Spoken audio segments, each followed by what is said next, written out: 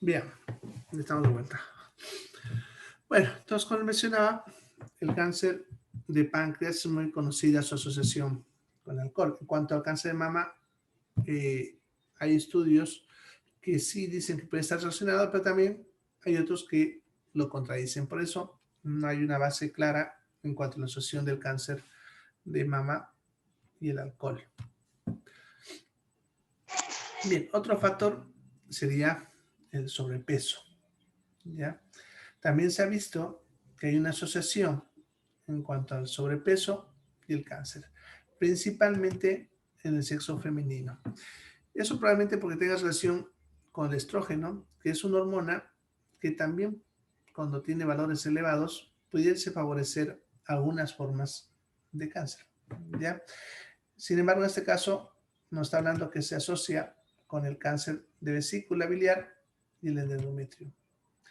Ya, probablemente el de vesícula biliar se deba a que cuando hay sobrepeso tengo que metabolizar mayor cantidad de grasas, por lo tanto producir mayor cantidad de bilis, ya, y eso puede favorecer la precipitación de los cristales de la bilis, ya, eso hace que se vuelva más espeso, se formen cálculos, y es bien sabido que la presencia de cálculos biliares por mucho tiempo puede generar cáncer de vesícula biliar. En cuanto al endometrio, lo que les mencionaba hace ratito, la relación del sobrepeso con la producción excesiva de estrógenos, que los estrógenos son los encargados de controlar justamente el endometrio. Ya, si tengo mucho estrógeno, va a producir el crecimiento excesivo del endometrio, dejando un terreno fértil para el cáncer. Ahora, en el sobrepeso, bueno, en cuanto a la costumbre de la persona que tiene sobrepeso, sabemos que consumen bastante cantidad de grasas y eso puede favorecer, junto con el hecho de que esté alterando la parte hormonal, pueda presentar cáncer de colon y de mama también. En el caso de la mujer, en el caso del hombre, también puede estar relacionado con el cáncer de próstata. Ya en caso de la próstata, porque la próstata tiene relación con lo que es la testosterona, que es la hormona sexual masculina, y que igual que el estrógeno, se produce en mayor cantidad cuando hay exceso de grasa en el cuerpo. Bueno, en cuanto a las fibras, ya se refiere a la celulosa, que es la fibra vegetal. Ya, fíjense, ya en el 71 ya se vio la relación del cáncer de colon en personas con dietas pobres en fibras. Ya, se sabe que hay relación, ya sabemos que se produce cáncer de colon en personas que tienen bajo consumo de fibras, ya, y el mecanismo que está relacionado a esto es el estreñimiento crónico, ya que las fibras previenen el estreñimiento crónico, ¿ya? Y por lo tanto, evitaría la exposición por mayor tiempo a las sustancias que pudiesen producir las bacterias que mencionaba anteriormente, ¿ya? Entonces, la fibra, como están viendo, reduce el tiempo de tránsito, lo que mencionaba, evita el estreñimiento. Por lo tanto, menos tiempo de exposición a los carcinógenos. ¿Ya? Además, también, como absorbe agua, porque las fibras son sus características justamente es absorber agua, eso diluiría a los carcinógenos, disminuyendo, por lo tanto, el riesgo del mismo, ¿ya? Pero no solamente actúa en ese nivel, sino también afecta ya directamente lo que es la producción de ácidos biliares fecales. ¿Ya? ¿A qué se refiere eso? Sucede que cuando botamos nosotros la bilis al intestino para metabolizar las grasas, nuestras bacterias metabolizan a esta bilis, produciendo coprobilinógeno, que es una sustancia que luego se convierte en coprobilina, que es la que le da justamente el color de las heces. ¿Ya? Ahora, sucede que estas sustancias se pueden alterar químicamente dependiendo de la flora que tenemos, ¿ya? Por lo tanto, las fibras alterarían de forma favorable este proceso metabólico a nivel bacteriano. Ya no se conoce muy bien este mecanismo. Ya se sabe que está presente y que tiene que ver con la flora bacteriana y los ácidos biliares. Sin embargo, cómo es en sí el proceso es lo que se desconoce. ¿Ya? También puedes reducir el pH del colon, ya que a nivel de colon el pH tiende a volverse alcalino cuanto más tiempo permanece en el intestino. ¿Ya? Sin embargo, cuando hay fibras, esto puede favorecer la fermentación y por lo tanto la producción de ácidos grasos de cadena corta que haría que el pH baje. Naturalmente en su cuerpo, algunas partes del cuerpo eh, pueden realizar procesos metabólicos de mejor manera cuando tienen pHs ácidos. Por lo tanto, un pH alcalino puede alterar estos procesos. Bien, en cuanto a las vitaminas, como les mencioné al rato, más que todo tiene que ver con lo que son los radicales libres y el bloqueo del crecimiento celular anómalo. Ya, miren, han hecho estudios, justamente Winder y Goldman, en relación a lo que es la vitamina A y C, ya, y la producción de algunas formas de cáncer, como lo que es el cáncer de pulmón y los fumadores. Ya, esta relación es interesante. Se ha visto que los fumadores que al mismo tiempo consumen frutas y legumbres frescas, que obviamente son ricas en estas vitaminas, ya la probabilidad de hacer cáncer de pulmón reduce. ¿Ya? Podemos decir que aquí habría algo así como un equilibrio entre que te estás metiendo sustancias que te favorecen y sustancias que desfavorecen. ¿Ya? Bien, pero no solamente en cuanto a este cáncer, ya luego han aparecido, porque ese es solamente un estudio, ya se ha visto que también tiene factores de protección contra otras formas de cáncer, ya como por ejemplo la vitamina C en relación con cáncer de esófago, estómago, cuello uterino, ya, y la pregunta es, ¿por qué? En cuanto a la vitamina A, con el mencionado dato, sabemos que tiene que ver con el control celular. En cuanto a la vitamina C, ya, porque se ha visto que bloquea la formación de nitrosaminas, que son compuestos que son cancerígenos, ya, y que pueden ingresar a través del tubo digestivo, ya.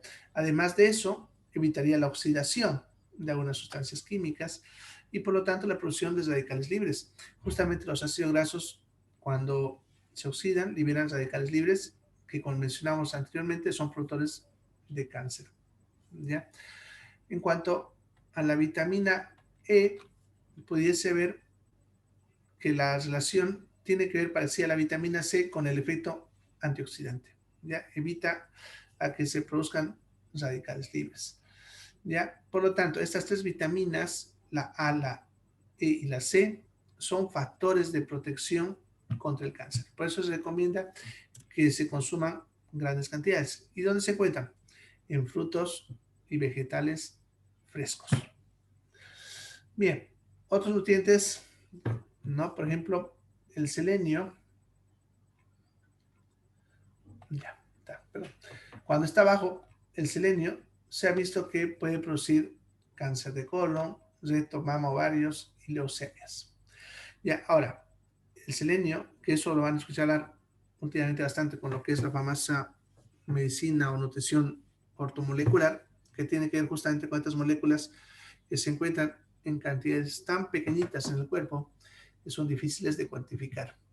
El selenio justamente es una de ellas. Ya, ahora, no se recomienda cuando están viendo un aporte, porque si bien el selenio nos ayuda, perdón, a evitar estas formas de cáncer, también puede ser tóxico. Por lo tanto, solamente se recomienda alimentos que pudiesen ser ricos en selenio y no suplementarlo. ¿Ya? El otro sería el zinc, también similar al selenio. ¿Ya? Ahora, el zinc aquí es interesante. Miren, los niveles elevados, o sea, el exceso, se ha visto que está en relación con cáncer de mama y estómago. Pero los niveles bajos con cáncer de esófago y pulmón. Por lo tanto, el zinc en cantidades excesivas o en deficiencias puede estar relacionado con cáncer en ambos lados. Ya. En la parte del nivel elevado no se conoce muy bien el mecanismo, se cree que tiene que ver con algún tipo de toxicidad a nivel de las células, pero a nivel bajo sí se conoce, ya que los niveles bajos ya de zinc alteran la función de las células de defensa, las células del sistema inmune, ¿ya? Y por lo tanto favorecería el hecho de que las células no puedan ser detectadas por el sistema inmune y por lo tanto no puedan ser destruidas. Bien, en cuanto al riesgo, como ya les había mencionado, cuando está elevado ya pudiese producir algunas formas de cáncer, principalmente en el sexo masculino. Bien, en cuanto al yodo, ya, cuando falta yodo, se altera el metabolismo a nivel de la glándula tiroides. Y esto pudiese favorecer la presencia de cáncer de la glándula tiroides. Y también se ha relacionado con el cáncer de mama. ¿Ya? Hasta ahí podemos ir nutrientes. ¿Ya? Sin embargo, otras sustancias que están relacionadas con los nutrientes, por ejemplo, las aflatoxinas. ¿Ya? Bueno, suelo dar yo un curso sobre lo que es seguridad alimentaria. No sé la fecha actualmente de este año, pero normalmente suele ser cerca de diciembre. Ahí les voy a hablar bastante sobre sustancias químicas que ingresan en los alimentos y que pueden ser tóxicas. Una de ellas son las aflatoxinas. Ya, estas aflatoxinas son producidas por un hongo, justamente Aspergillus flavus. Es un hongo que se puede encontrar en los cereales, arroz, trigo y maíz principalmente. Ya es difícil eh, eliminarlo y puede que ustedes cuando consuman eh, alguno de estos productos ni se enteren que están consumiendo estas sustancias. ¿Ya? Ahora, todo tiene que ver con la cantidad, como les mencionaba. Cuanto más cantidad, mayor riesgo. Y se ha demostrado que estas sustancias pudiesen ser cancerígenas. Por lo tanto, siempre hay que tener cuidado en cuanto al consumo de cereales. Bien, pero ese es un tema bastante extenso para hablarlo acá. Bien, otras sustancias relacionadas con los nutrientes, los nitratos y los nitritos, que les mencionaba que son muy bien conocidos productores de cáncer, principalmente de estómago e intestino. Aquí faltaría ponerle intestino. ¿Ya? Bien, este tipo de cáncer eh, eh, se los relaciona con alimentos que son ricos en nitratos y nitritos. ¿Y qué alimentos son ricos en esto? Todos los que están con salazones y adobos. ¿Cuáles son esos? Lo que son los eh, jamones, ¿ya? Jamones, mortadelas, chorizos, ¿ya? Sucede que, por ejemplo, para la producción de un jamón, para producirlo, se lo colocan sales ricas en nitratos y nitritos y se lo deja que estas sales ingresen a la carne para hacer proceso de conservación. Ahora, lo mismo que siempre, la cantidad. ¿Es seguro consumir, por lo tanto, uno de estos alimentos? Pues sí, el detalle es la cantidad y aquí es la clave. Ya hace 3 años la OMS publicó justamente una noticia que llamó la atención a todo mundo en cuanto a la relación del consumo de estos alimentos y el cáncer. Es algo que lo conocemos hace mucho más de 3 años, tal vez 20, 30 años atrás, se lo conoce. Ya, sin embargo, los estudios recién llegaron al punto clave para saber en qué momento se produce cáncer. Ya, y la relación tiene que ver con la cantidad. ¿Y por qué la OMS lo lanza hace 3 años? Porque a nivel Europa, el estilo de vida de la gente allá, donde tiene muy poco tiempo para comer, hizo que se incremente el consumo de los embutidos. Ya lo que es las carnes frías que le llamamos jamones y esto, como no tienen tiempo para cocinar, entonces su consumo de estos alimentos se incrementó y por lo tanto se incrementó el cáncer. Ya, ahora, consumirlos en cantidades pequeñas, como lo que es lo habitual, por ejemplo, en nuestra dieta acá, que todavía no hemos llegado al punto de Europa, donde nos consumimos de vez en cuando nuestra mortalita, nuestros choricitos, no hay ningún problema. ¿Ya? Así que tampoco se preocupen de esto. ¿Ya? Sin embargo, aun cuando los consumiésemos, si ustedes consumen al mismo tiempo vitamina C, nos olvidando que hablamos ratito, que la vitamina C también bloquea a los derivados de estos compuestos y por lo tanto previene el cáncer. Bien, otros compuestos como algunos hidrocarburos, en el caso de los ahumados, y aquí no solamente los ahumados en conserva, sino también los frescos como un churrasco. Ya se conoce hace tiempo también que algunos de estos compuestos pueden estar relacionados con el cáncer de esófago y estómago. En cuanto a los famosos churrascos, ya se sabe que algunos hidrocarburos incluso se pueden impregnar en la carne. Y no estamos hablando solamente del humo, sino de lo que va quedando en la misma parrilla. Ya, ahora, aquí también viene lo mismo que les hablé hace rato, la cantidad. Su churrasco de vez en cuando no hay problema. Se refiere a la habitualidad. Una persona que todo el tiempo viva comiendo ese tipo de alimentos seguro desarrollará aún estas formas de cáncer. ¿Ya? Algunos aditivos, como los antioxidantes, justamente la vitamina C otra vez, reduce la incidencia de cáncer. Sucede que la vitamina C, que es el ácido ascórbico, y otro ácido, justamente el ácido cítrico, que se usan como conservantes, ayudan a evitar algunas formas de cáncer. Muchos productos que ustedes consumen de repente pueden contener esto como aditivo, solamente que uno no esté enterado que los contienen. ¿Ya? Entonces, por eso actualmente cuando se habla de conservas se prefiere usar ciertos tipos de conservantes que ayudarían a evitar el cáncer. Entre ellos el ácido cítrico, que se está usando cada vez más como conservante. Bien, en cuanto al café y los edulcorantes, ¿ya? ¿Son productores de cáncer o no? Eso actualmente está en estudio. En cuanto al café, recientemente ha salido un estudio ya que denota que el cáncer no tiene relación con el consumo de café. Ya más bien se ha visto que pudiese tener un factor protector. ¿Ya? Eh, Sin embargo, en cuanto a los edulcorantes, hay estudios interesantes que los relacionan con el cáncer de vejiga. ¿Ya?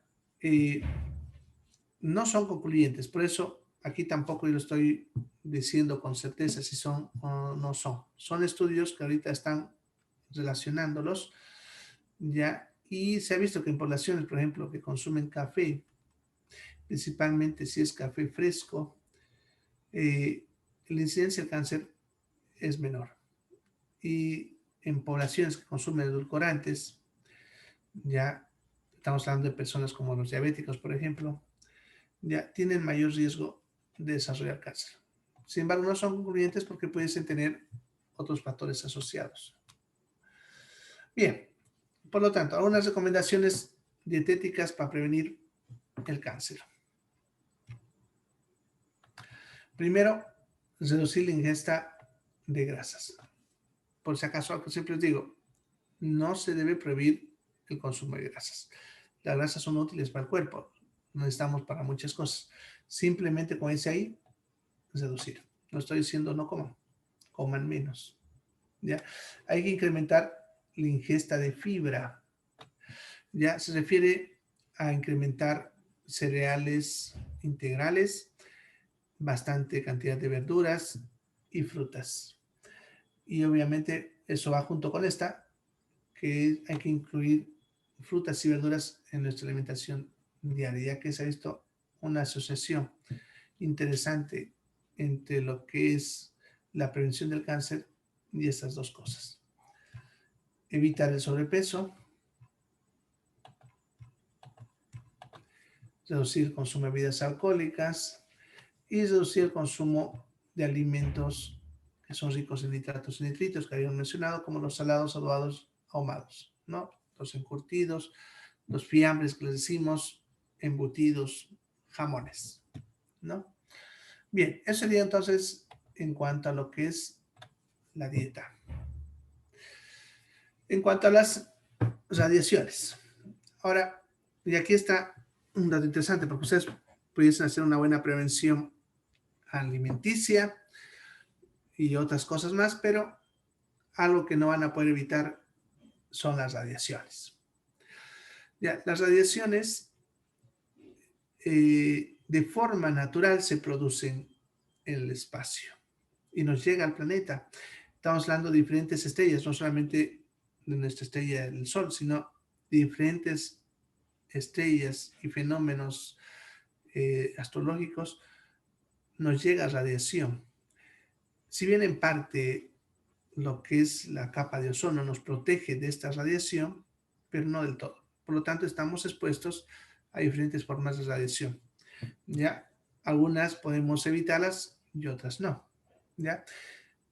Hay, eso me he olvidado. Hay dos tipos de radiación, como están viendo, ionizantes y no ionizantes. Vamos a ver las ionizantes. Las ionizantes tenemos las electromagnéticas. Aquí tenemos lo que son los rayos gamma, que estos no los podemos evitar, nos llega constantemente, por si acaso. Ya, los rayos X, que aquí podemos entrar en que se puede evitar y no se puede evitar, ¿no? Porque nos llevan cierta cantidad de rayos X también, pero en cantidades mínimas. Y cuando hablamos de rayos X también hay que hablar de la parte artificial, ¿no? Lo que son las radiografías, ya que actualmente sabemos que hay que tener ciertos cuidados, ¿no? Y los rayos ultravioleta, ¿ya? Bien, hay que tener en cuenta que por lo tanto nosotros estamos expuestos a estas radiaciones, si bien de bajo nivel, pero sí estamos expuestos, ¿ya? Y de fuentes naturales, no estamos hablando de lo artificial, ¿ya? Bien, estas radiaciones van a producir alteraciones genéticas que van a favorecer lo que ya hemos mencionado anteriormente. Y unos problemas de las radiaciones es que es acumulativa. Eso significa que si ustedes se exponen a un tipo de radiación hoy día, esa radiación no la pierden, se queda acumulada en su cuerpo. Y si ustedes se someten a través del tiempo, cada vez se acumula más. Por lo tanto, si yo me expongo a alguna fuente artificial, como los rayos X, voy acumulando esto. Eso, por ejemplo, si ustedes van a hacer una radiografía en su vida que se han hecho 2, 3, no hay problema. Se refiere más que todo a los que hacen esa labor, que son los que se exponen más a este tipo de radiación. ¿Ya? Estos rayos, como pueden ver, tienen sus variantes, la alfa, beta y gamma, tienen diferentes frecuencias. Las alfa más van a afectar a la parte más externa de la piel. Las beta generalmente introducen 1 a 2 centímetros más profundo y puede afectar, por lo tanto, a tejidos como el tejido solar subcutáneo. Y los rayos gamma, que son los que más profundamente penetran, y estos pueden afectar más a los tejidos más profundos, ya claro que en menor energía, pero más profundamente, estamos hablando ya de músculo, hueso, etcétera. ¿Ya? Bien, en cuanto a los orígenes, está la radiación natural, que es la que mencionaba, que viene del espacio. Ya está lo que es la que está incorporada en los alimentos, que también lo han absorbido de la naturaleza. Ya de los procedimientos médicos como los rayos X, basura nuclear, lo que son los desechos nucleares, el radón, que es un gas que se puede encontrar en la naturaleza, en ciertos lugares de mayor concentración, generalmente lugares donde hay uranio, ¿ya? Y también en la producción de ciertas sustancias como lo son abonos fosfatados y gas natural, ya que pueden aumentar las concentraciones de radón en el aire, porque es un gas, y por lo tanto generar exposición a su radiación. Exposición profesional, como los que trabajan en rayos X, explosiones nucleares, bueno, como lo que pasó en Japón, ¿no? Bien, luego tenemos las radiaciones no ionizantes. ¿Ya? Estas tienen origen, como pueden ver, en diferentes fuentes, principalmente del espacio, lo que son las galaxias, el Sol, tormentas eléctricas, etcétera, pero también de forma artificial por líneas eléctricas. En cuanto a ferrocarril, nos preocupamos nosotros porque se refiere a ferrocarriles eléctricos que no tenemos en Bolivia, ¿ya? Y las televisiones con tubos catódicos, que también ya no nos preocuparíamos de este aspecto porque esos televisores ya no se producen, ¿ya? Bien, de estas radiaciones, las más peligrosas son las radiaciones ultravioletas. Oh, esperen un ratito, algo me pasó a mi diapositiva.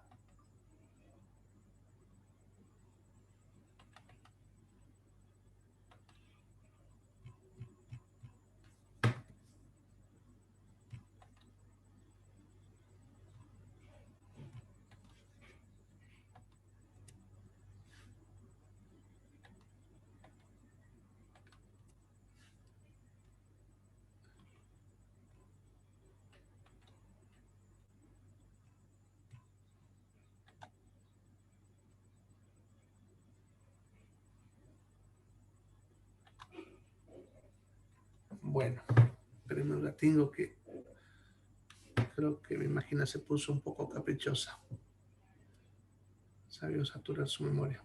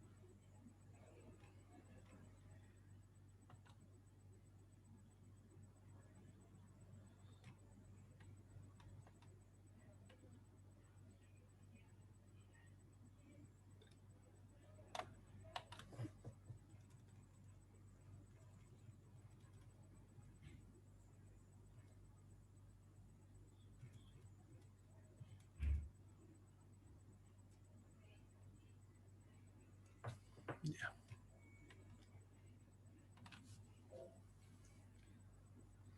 Bien, a ver, ojalá no vuelva a cortarse. Bien, entonces las no ionizantes más peligrosas justamente son la radiación ultravioleta, ya que se ha visto que pueden estar relacionados con cáncer de piel, ¿ya? Ahora aquí nosotros tenemos células eh, protectoras, que son las células protectoras de melanina, ya que son las que le dan justamente el color de la piel. Y esta melanina se ha visto que bloquea el efecto de esta radiación. Por eso, las formas de cáncer relacionadas a este tipo de radiación están en relación generalmente a piel más clara. Por lo tanto, cuanto más clara sea la piel, más riesgo de producir eh, este tipo de cáncer. ¿Ya? Bien. Se va a cortar en unos 10 minutos. ¿Ya? De que se me corte, nos vamos a la otra sesión, ya que sería la que hice parte 4. ¿Ya? Bien, el principal productor de radiación ultravioleta pues es el sol. Ya lo conocemos hace bastante tiempo y sabemos que la exposición prolongada de la piel a la luz del sol puede generar este tipo de cáncer, principalmente los melanomas. ¿Ya? Se conoce actualmente que las más importantes productoras de cáncer son las de tipo B, porque hay la A, la B y la C. Y como decía anteriormente, la capa de ozono es un protector de esto. Por eso también se ha relacionado en los últimos años con el hecho del aumento del agujero en la capa de ozono. ¿Ya? Bien, el cáncer de piel va a aparecer en las zonas expuestas justamente en relación a ese factor. Bien, en cuanto a la parte profesional, ya sabemos que hay diferentes sustancias de origen ocupacional que pudiesen relacionarse con el cáncer. El primer dato que tenemos sobre esto es en 1775, como ven, Percival Pott se percató de que el cáncer de escroto está en relación con lo que es el desollinador. Bueno, esta profesión ya no existe, eran los limpiadores de chimeneas, los que limpiaban chimeneas. Sin embargo, ya había esa relación. Ya, también fíjense, el cáncer de vejiga en relación con la industria de los colorantes. Lo que les mencioné anteriormente, lo que es la peletería, el trabajo de cuero. ¿Ya? En la parte, eso es, podemos decir, como antecedentes. Ahora, lo que conocemos actualmente en cuanto a los cánceres relacionados a las profesiones o a las ocupaciones. ¿Ya? En lo que son las actividades agrícolas, forestales, pesqueras, con ciertos insecticidas como el arsénico, ya principalmente tumor de piel y de pulmón. Es bien conocido que es un productor de cáncer de pulmón, ¿ya? También puede ser de hígado. En lo que es la industria del vidrio y la cerámica, más que todo por el cromo, también cáncer de pulmón, tráquea, bronquios y faringe. Bueno, y así diferentes, tengo una lista larga, se los voy a dejar en la diapositiva, ya, de lo que son las diferentes profesiones, su sustancia química y sus formas de cáncer. A ver, es bastante larguita, se los voy a dejar ahí para que ustedes lo vean después. Bien, la prevención del cáncer laboral. Tratar de identificar las sustancias que son las que mencionamos en las diapositivas anteriores, ¿ya? Y tratar de valorar las características relacionadas a esta sustancia en cuanto a la potencia. En otras palabras, se refiere a la cantidad y el tipo de exposición que tiene cada persona y por lo tanto tiene que haber reglamentación en cuanto al tiempo y mecanismos de protección. Bueno, luego estarían los factores iatrogénicos que se refiere al uso de drogas y el cáncer. ¿Ya? Lo que es el dietilbestrol, que es una droga que se usó como anticonceptiva, que actualmente ya no se usa, pero hay otras similares, que está relacionado con algunas formas de cáncer. Ya, por lo tanto, por ese motivo, cuando se usa anticoncepción, ya se tiene que hacer un proceso de descarte, en el cual no debe haber antecedentes de alguna forma de cáncer en la persona que la va a consumir. Ya, también se conoce cuando se consumen estrógenos en dosis elevadas, personas que consumen a veces anticoncepción sin una supervisión médica, puede estar relacionado con el cáncer de mama. ¿Ya? Bien, la anticoncepción oral, por lo tanto, puede estar relacionada con algunas formas de cáncer, como los hematomas y adenomas hepáticos. Pero es importante que la parte de anticoncepción siempre sea manejada con supervisión médica. ¿Ya? Bueno, luego tendríamos la relación de virus y cáncer. Hay muchos virus que se conocen, otros que están en relación a lo que es el cáncer. ¿Ya? Sabemos que hay virus que son productores de tumores justamente como los de la familia del papilomavirus, que suelen producir las famosas verrugas. ¿Ya? Ahora, el problema no es tanto en sí el hecho de que puedan producir, sino que estos pueden inducir a que las células empiecen a cambiar a nivel genético. Como un virus es información genética, pudiesen alterar nuestra información genética y por lo tanto pudiesen hacer que aparezca cáncer, ¿no? En otras palabras, pudiesen actuar como oncogenes. Ya no sé bien, cuando hablamos al principio, son los genes que producían el cáncer. Y algunos virus pudiesen inducir justamente a este hecho en tiempos rápidos o incluso de forma prolongada. ¿Ya? Bien, hay otros virus que puede que no produzcan ese oncogen, ¿ya? Sin embargo, el mismo hecho de que generen alteración a nivel celular pudiesen estimular la presencia de un cáncer porque me modificarían la información genética. En ese caso, tardarían mucho más tiempo en producirlo, ¿ya? Por ejemplo, se conoce la presencia de un virus, el virus de Rose, que se lo conoce como uno de los productores de cáncer humano. Otro, el de la hepatitis B, relacionado con el hepatocarcinoma, en personas que han sufrido obviamente hepatitis por esto, pero aquí hay que entender esto, pues esa aclaración que en sí el virus de la hepatitis B por sí solo no produciría el cáncer, sino requiere que al mismo tiempo el paciente esté en relación con las aflatoxinas, las que les mencionaba anteriormente, que se encuentran en los cereales, ¿ya? Principalmente el maíz, ¿ya?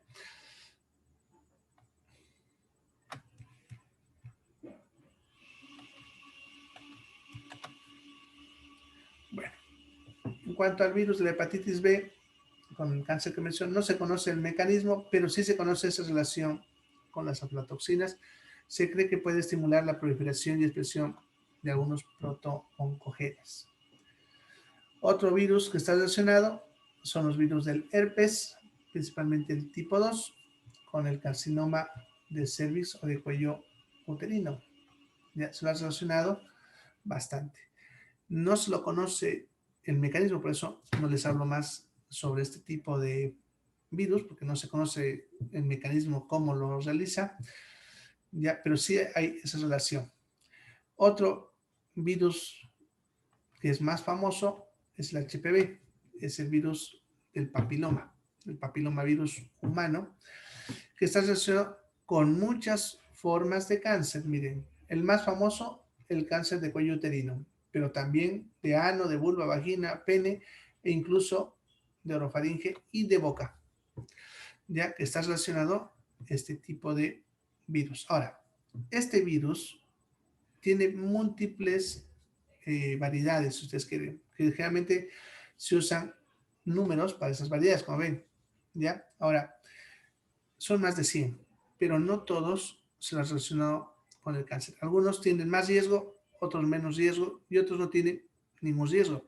Y este virus no solamente produce, por si acaso, el papiloma genital, como van a ver en internet, sino también son productores de verrugas comunes, las que pueden encontrar alguna vez a una persona.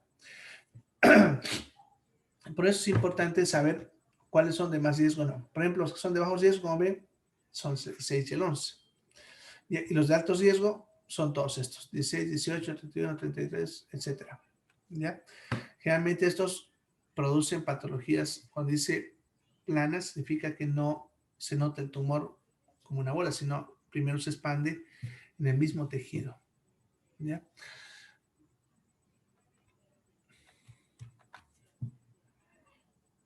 Bien. Entonces se conoce que estas células generan alteración en el crecimiento y por eso desarrollan el cáncer. ¿Ya? Lo vamos a ver, están viendo en dos grupos en base a esto, ya los que invaden mucosa y los que invaden superficies cutáneas. Los que invaden mucosa son los de más riesgo y los de